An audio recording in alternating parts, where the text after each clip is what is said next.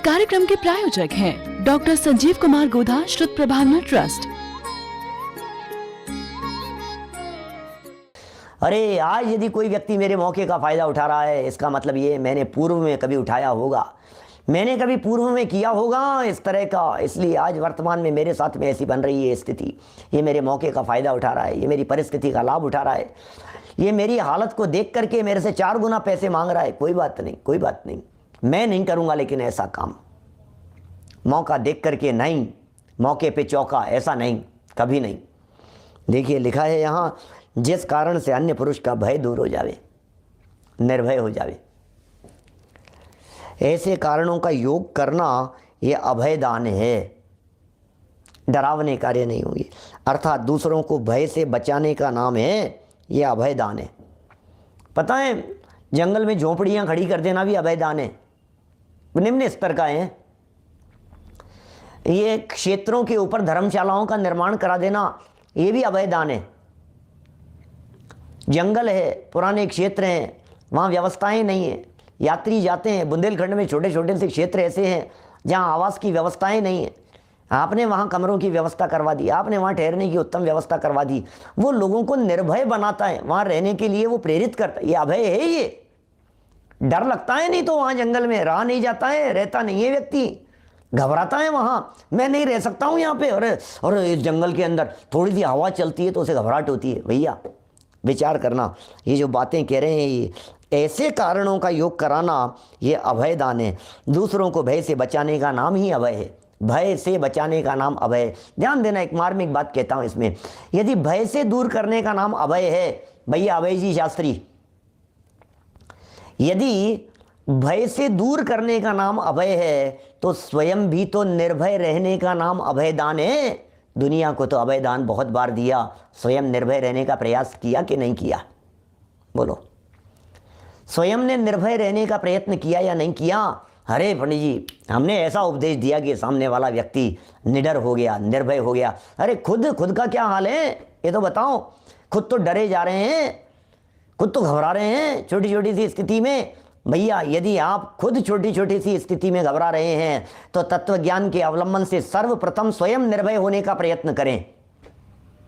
सबसे पहले स्वयं निर्भय होने का प्रयत्न करें संजय जी भाई साहब,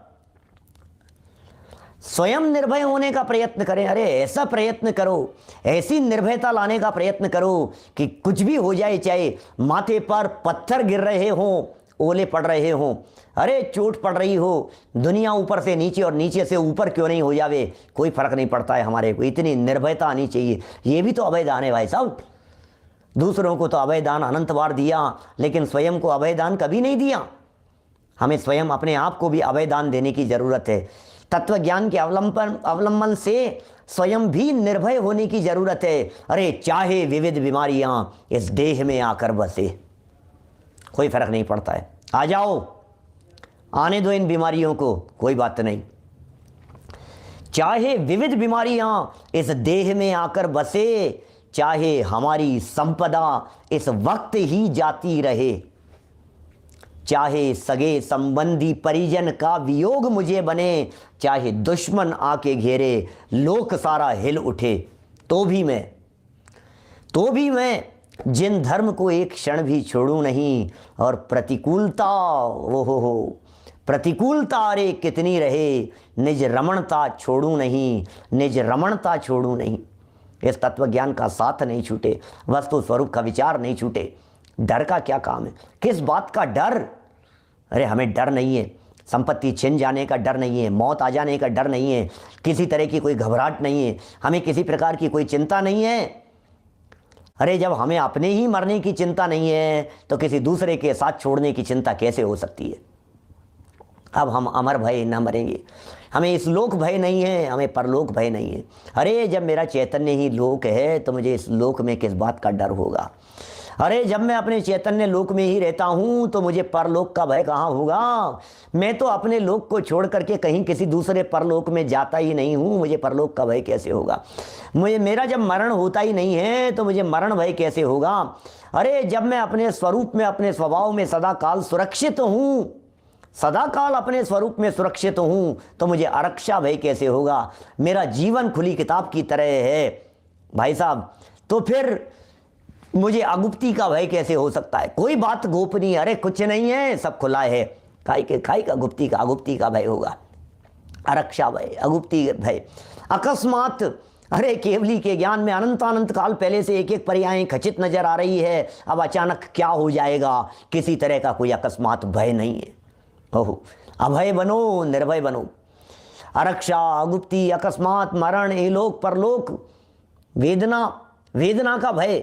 अरे मैं अपने ज्ञान को वेदता हूं मैं, पर की वेदना मुझे क्या करने में समर्थ है। शरीर की वेदना मुझे दुखी करने में समर्थ नहीं है, मुझे वेदना भय के डर किस बात का है, मुझे ये समझ में नहीं आता है। डर के जीने से थोड़ी ना काम चलेगा। अब मुझे इनकम टैक्स वालों का डर नहीं है, अब मुझे सेल टैक्स वालों का डर नहीं है, मैं ईमानदारी के रास्ते पर चलता हूँ। अब मुझे चोर लुटेरों का भी भय नहीं है, क्योंकि जावे सो मेरा नहीं, जाए सो जाने दो। मुझे लुटेरों का भी भय नहीं है, अरे चोरी करने वालों का भय नहीं है। क्या बतलाएं, ये निर्भय होने का मार्ग है। स्वयं निर्भय बनेंगे। देखो भैया, निर्भय व्यक्ति औरों को निर्भयता का मार्ग बतला सकता है। जो स्वयं डरा हुआ हो वो दूसरे को क्या निर्भय करेगा। डरे मत, तू डरे मत, तू खुद तो डर रहा है, डरे मत कह रहा है। समझ में आ रही है क्या बात, क्या कह रहा हूं मैं। अरे पावर चाहिए, खुद निर्भय होता है तो दूसरे को निर्भय बनाता है। मुझ में निर्भयता है, अपनी पावर देख करके सामने वाले में पावर आती है, तभी कमजोर होकर के बोल रहे हो, तभी डरते डरते बोल रहे हो। सामने वाले को डरे मत भैया, डरना मत, मैं हूं ना, तू डरे मत। खुद भी दूध रहा है और दूसरे बोल रहे हैं, और फिर कह रहे डरे मत। सामने वाला डरेगा कैसे नहीं। निडर बनो, ये कह रहे हैं यहाँ पर अनिल भाई दोषी जी।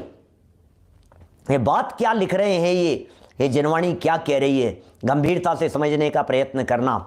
निर्भयता कहाँ से आती है। स्वभाव के अवलंबन से निर्भयता आती है। आत्म स्वभाव को जाने बिना निर्भयता आती नहीं है। अपने चैतन्य तत्व के अवलंबन के बिना निर्भयता आती नहीं है। डर निकलता नहीं है, ये तो डरे जा रहा है, कदम कदम पे डर है।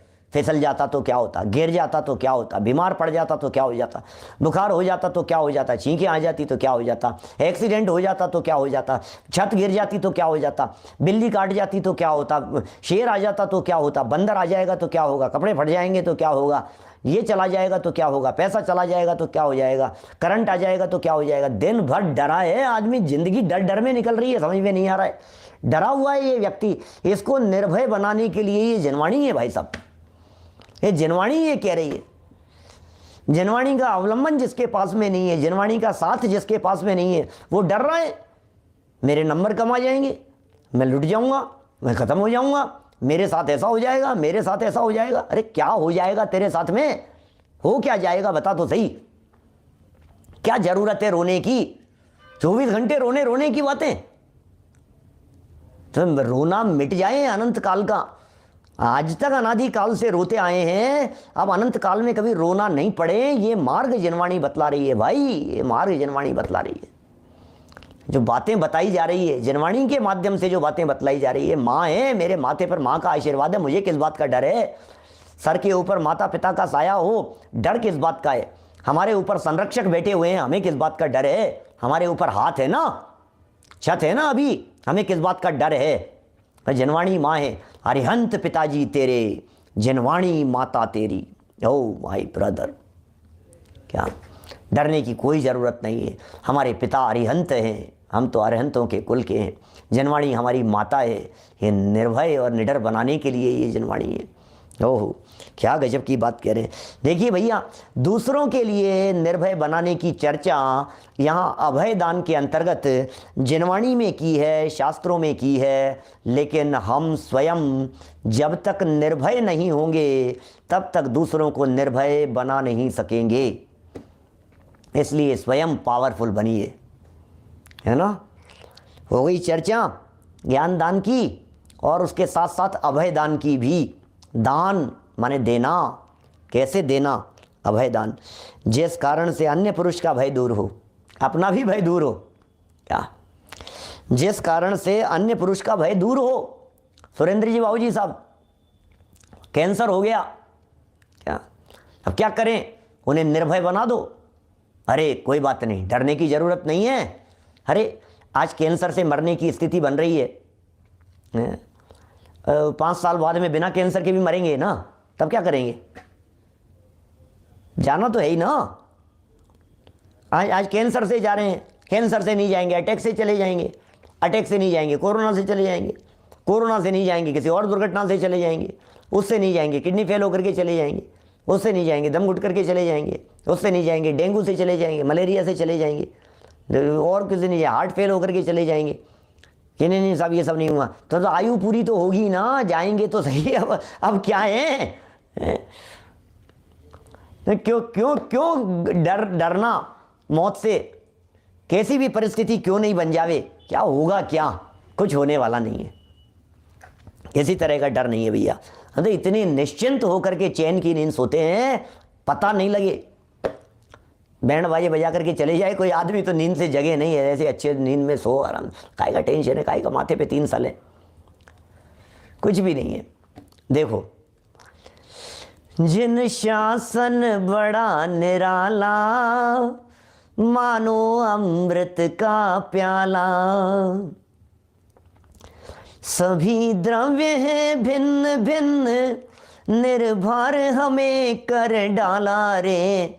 जिन शासन बड़ा निराला, मानो अमृत का प्याला। सभी द्रव्य हैं भिन्न भिन्न, क्या?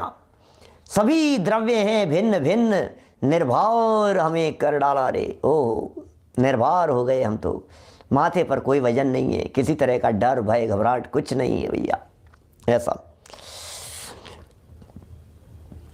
ऐसे कारणों का योग करना माने संयोग करना, ये अभय दान है, अर्थात दूसरों को भय से बचाने का नाम है अभय।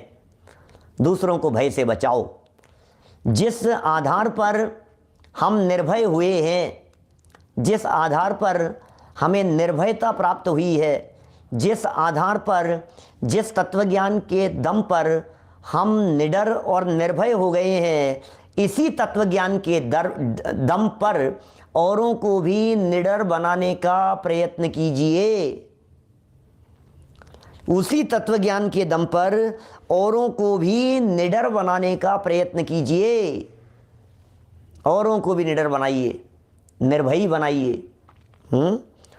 एक इंद्रिय जीव से लेकर पंचेंद्रिय तक की दया पालना, यह अभय दान है। वाह, सबकी दया पालो भैया। एक इंद्रिय से 2 इंद्रिय, 3 इंद्रिय, 4 इंद्रिय, पंचेंद्रिय, त्रियंचियों की दया पालो, सबके ऊपर दया पालो।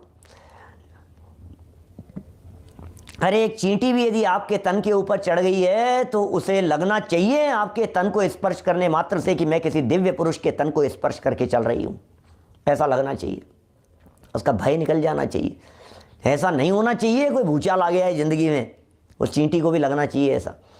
कैसे बढ़ जाते होंगे भाई साहब, कभी कभी सोचता हूं मैं, ऐसे जीवों का कैसे वो बढ़ता होगा। सोचिए, क्या कहते हैं, मच्छर जो है वो कैसे सैनी पंचेंद्री बन जाता होगा, 2 इंद्रिय जीव कैसे 3 इंद्रिय आदि बन जाते होंगे, 3 इंद्रिय कैसे 4 इंद्रिय पंचेंद्री बनते होंगे, असैनी पंचेंद्रिय जीव कैसे सैनी बन जाते होंगे, एक इंद्रिय जीव कैसे वृद्धि को प्राप्त करते होंगे जब उनके पास में मन नहीं है। एक इंद्रिय जीव ने ऐसा क्या किया कि वो पंचेंद्रिय बन गया, क्या किया उसने ऐसा? तो किन्हीं ऐसे आप हम जैसे लोगों के साथ में, तत्वज्ञान का अवलंबन लेने वाले साधर्मियों के साथ में स्पर्श होने मात्र से कुछ परिणामों में निर्मलता जरूर आती होगी उनके, और उन निर्मल परिणामों के वशीभूत वे उत्तम आयु कर्म को बांध लेते होंगे। ऐसा जरूर होता होगा। क्या बोलो, क्या कहें? देखिए, अभय दान की ये चर्चा हुई। एकेंद्रीय जीव से लेकर पंचेंद्रिय तक की दया पालना, ये अभय दान है। एक इंद्रिय से पंचेंद्रिय तक की दया पालना। आगे बढ़े तीसरे प्रकार के दान की तरफ। ओहो, अन्नदान। अन्नदान किसका नाम है? किसे अन्नदान कहें? उत्तम योग्य पात्रों को दान देकर, अर्थात आहार दान देकर, आहार देकर उनकी क्षुधा की निवृत्ति करने का नाम आहार दान है। ओहो, क्या कह रहे हैं? उत्तम योग्य पात्रों को दान देकर, उत्तम पात्रों को दान देवे, योग्य पात्रों को दान देवे, उत्तम और योग्य पात्रों को दान देकर। योग्य पात्र कौन हो सकते हैं? पात्रों वगैरह की भी चर्चा करेंगे। कौन पात्र हो सकते हैं? उत्तम पात्र कौन है, मध्यम पात्र कौन है, जघन्य पात्र कौन है, फिर किसको दिया जाना चाहिए, ये सब चर्चाएं आगे आने वाली है भरत भाई। इसलिए मैं यहाँ ज़्यादा उस चीज़ का विस्तार नहीं कर रहा हूँ, लेकिन इनको पात्र दान देकर उनकी क्षुधा की निवृत्ति करने का नाम आहार दान है। अब यदि मैं इसको और प्रकार से घटित करने की चेष्टा करूं तो मैं ये कह सकता हूं, कोई मुनिराज समाधि मरण की तैयारी कर रहे हैं, अन्नादिक का उन्होंने त्याग कर दिया है, भोजन का विकल्प उन्हें आ रहा है। अब उन्हें भोजन दे करके अन्नदान देना चाहिए कि नहीं देना चाहिए? बोलो। किसी ने त्याग कर दिया है, अब जिसने त्याग किया है उस व्यक्ति को ये सब देना चाहिए कि नहीं देना चाहिए? नहीं देना चाहिए। कह रहे हैं आहार दान के संबंध में, भूख से क्षुधा की निवृत्ति के लिए आहार दान देना चाहिए। हैं? सबके एक जवाब आ रहे हैं, नहीं देना चाहिए, नहीं देना चाहिए, नहीं देना चाहिए। हैं? उन सभी को सबसे पहला काम है उपदेश देना चाहिए। ये उपदेश देना भी आहार दान है। देखो समझना, जैसी बात मैंने अभी ऊपर कही ना, अभय दान के संदर्भ में आपने क्या किया, उपदेश देकर के उसे निर्भय किया ना। ऐसे उपदेश देकर के उसे आहार से ऊपर उठाओ कि भाई भोजन बिन नरकों में जीवन, तू क्या कर रहा है, स्थितिकरण करो। ऐसा उपदेश दो, अरे चैतन्य का उपभोग करो, अरे अंदर स्वभाव का आनंद लो, अतीन्द्रिय आनंद का रसास्वादन करो। रस यदि चखना है तो अंदर का रस चखो, बाहर में चखने योग्य कुछ नहीं है। ये उपदेश दिया जाना चाहिए। क्षुधा की निवृत्ति कैसे होगी? आहार दान के संदर्भ में लिखा है ना, यहाँ क्या लिखा है आहार दान के संदर्भ में? क्षुधा की निवृत्ति का नाम आहार दान है, ये लिखा है। अब क्षुधा की निवृत्ति कैसे होगी? क्षुधा की निवृत्ति आप क्या सोचते हैं? भोजन से ही होती है? भोजन से ही क्षुधा की निवृत्ति होती है क्या? बहुत तेज भूख लग रही है, रात को भूख लग रही है, रात को मांग रहा है बच्चा, अब उसकी क्षुधा की निवृत्ति कैसे करेंगे आप? कैसे देंगे बोलो? क्या भोजन करा करके ही क्षुधा की निवृत्ति होती है? उसे सम्यक प्रकार से उपदेश दिया जाना चाहिए, बेटा हम निशाचर नहीं है। रात्रि भोजन वे निशाचर करते हैं, जंगली जानवर करते हैं, जंगली पशु करते हैं। वे दिन में भोजन नहीं करते हैं, वे रात को निकलते हैं शिकार के लिए। हम मनुष्य हैं, हम लोग रात्रि भोजन नहीं करते हैं। रात्रि में भोजन करना योग्य नहीं है। शरीर से समझाओ, स्वास्थ्य से समझाओ, धर्म से समझाओ, उपदेश देकर के उसे संबोधित करो, प्यार से समझाओ, डांट के मत समझाओ। डांट के समझाओगे तुम कहोगे नहीं मिलेगा, वो कहेगा खाऊंगा। तुम कहेंगे खा के दिखाना, बोले रोक के दिखा लेना। अब फिर ऐसे चलेगी दादागिरी तू मैं ये नहीं, ऐसा नहीं चलता है। आप उसकी भाषा बोलिए, कोई बात नहीं बेटा, तेरा मन हो तो हम कुछ नहीं कर सकते हैं, तेरे ऊपर जैसा तेरा मन हो, लेकिन हम तो समझा सकते हैं, प्यार से बतला रहे हैं। अपने योग्य क्रिया नहीं है, बस इतना समझ लो आप। ये योग्य क्रिया नहीं है, इसलिए समझ लेना चाहिए। उत्तम पात्र, उत्तम दान, उत्तम कार्य। अन्नदान के संदर्भ में ये थोड़ी बहुत चर्चा हुई है। मतलब कहानियाँ घर घर की हैं, तो सारी दुनिया में देखते हैं, पूरे दुनिया भर में एक जैसी स्थिति है, खींचतान होती है। आप समझा के तो देख लो किसी को, 2 साल के बच्चे को समझा करके देखो कितना कठिन काम है। अब 2 साल का बच्चा नहीं समझ रहा है तो आप 11 साल के को समझा रहे हो। 11 साल के को समझना बहुत कठिन है तो आप 22 साल के को समझा रहे हो। 22 साल वाले को समझना कठिन है तो आप 44 साल के व्यक्ति को समझाओ तो कैसे समझेगा? नहीं समझेगा वो, कोई नहीं समझता है। तो ये बड़े जटिल है ये सारी स्थितियाँ। तो अन्नदान हो गया यहाँ। चलिए अब अंतिम बचा है और औषधि दान। देखिए फटाफट, मुनि आर्य का श्रावक श्राविकाओं को शुद्ध औषधि दान करना। ओहो, कैसे करें भाई साहब? क्या एक बार क्या कह रहे हैं? मुनि आर्यिकाओं को दो, श्रावक श्राविकाओं को दो, शुद्ध दो, प्रासुक दो, ऐसी औषधि दान करना। औषधालय खुलाना, खुलवाओ औषधालय, प्रासुक, जिससे अन्य प्राणियों के रोग दूर होकर स्वस्थता प्राप्त हो, ऐसे साधन जुटाने का नाम औषधि दान है। इन साधनों को जुटाने का नाम भी औषधि दान है। कैसे साधन जुटा रहे हैं आप? जिन साधनों से सभी सत पथ पर चल सकें, बस खोटी नहीं, अनीति अन्याय वाली नहीं, हिंसक नहीं, दोष युक्त नहीं, ऐसे सब। और स्वस्थ होने के लिए, अब स्वस्थ होने के लिए औषधि क्या है? टॉनिक क्या है? अच्छा टॉनिक तो ये है कि तत्व ज्ञान की राह बतलाओ। ये वो टॉनिक है, ये वो खुराक है जिससे भोजन भूल जाता है। ये वो टॉनिक है जिससे सब चीज़ें चली जाती है, उपयोग से निकल जाती है। इससे निरोग शरीर प्राप्त होता है। निरोग शरीर, ज्ञान शरीर की प्राप्ति होती है, निरोग शरीर की प्राप्ति होती है। इन 4 दानों को करना गृहस्थ का पहला कर्तव्य है। करो तो सही, क्या कर रहे हो बतलाओ। 6 आवश्यकों के अंदर जिनेंद्र देव की पूजन कर ली, गुरुओं की उपासना कर ली, देव पूजा गुरु उपासना, स्वाध्याय कर लिया, संयम से रह लिए, थोड़ा बहुत कभी उपवास कर लिए तो तप कर लिए। दान के नाम पर क्या कर रहे हैं कि साहब हम वहाँ गए थे और हम शांति धारा में 21,000 रुपये की बोली लेकर के आए हैं, अभी 21,000 रुपये दे करके आए हैं, अभी तो दान दे करके आए हैं। कि किस चीज़ के लिए दान दे करके आए हो? शांति धारा के लिए दिया गया दान ज्ञान दान है या अभय दान है? अन्न दान है या औषधि दान है?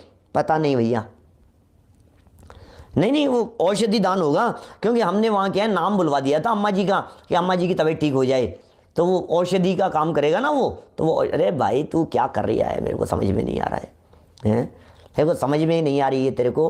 तूने क्या, ज्ञान की व्यवस्था कर, आहार की व्यवस्था कर, अभयता कैसे मिले उसकी व्यवस्था कर, औषधि दान की व्यवस्था कर, निर्दोष औषधियों की व्यवस्था कर।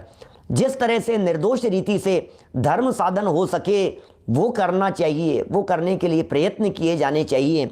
बातें बहुत छोटी छोटी सी दिखती हैं देखने को तो, लेकिन है बड़ी ज़बरदस्त। ज़रा देखिए, ये 4 लाइनें और पढ़ता हूँ मैं